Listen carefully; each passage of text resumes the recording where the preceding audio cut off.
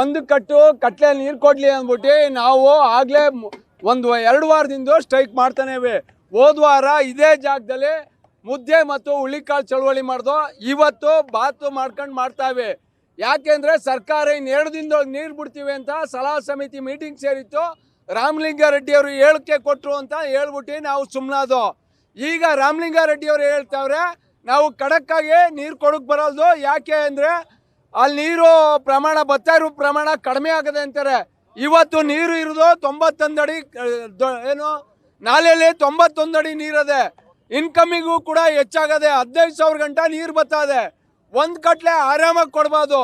ನಾವು ಬೆಳೆ ಬೆಳಕಿಲ್ದೆ ಹೋದ್ರು ಸರಿ, ಸದ್ಯಕ್ಕೆ ಇರು ಬೆಳೆ ಉಳಿಸ್ಕೊಳ್ಳೋಕ್ಕೆ ಹೋರಾಟ ಮಾಡೋದ, ಇರು ಬೆಳೆ ಉಳಿಸ್ಕೊಳ್ಳೋಕ್ಕೆ ಹೋರಾಟ ಮಾಡೋದ.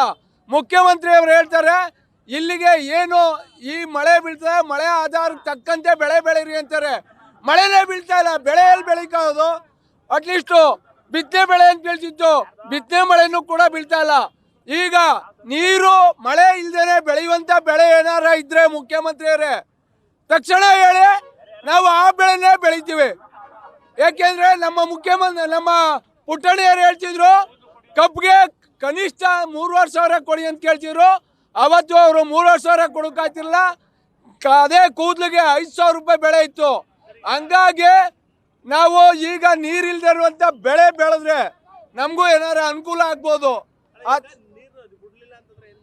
ಸರ್, ಉಗ್ರವಾಗಿ ಇದೇ ರೀತಿ ಪ್ರತಿಭಟನೆ ನಾಳೆ ನೋಡಿ ಇಟ್ಟುನ್ ಚಳವಳಿ ಹಳ್ಳಿ ಮಟ್ಟದಲ್ಲಿ ಪ್ರತಿಭಟನೆ ಮಾಡೋಕ್ಕೆ ಎಚ್ಚೆತ್ತೀವಿ.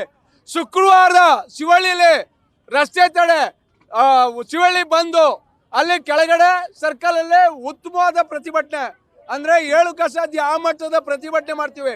ಹಳ್ಳಿಯಲ್ಲಿ ಪ್ರತಿಭಟನೆ ಮಾಡೋಕ್ಕೆ ಪ್ರಚೋದನೆ ಮಾಡೇ ಮಾಡ್ತೀವಿ.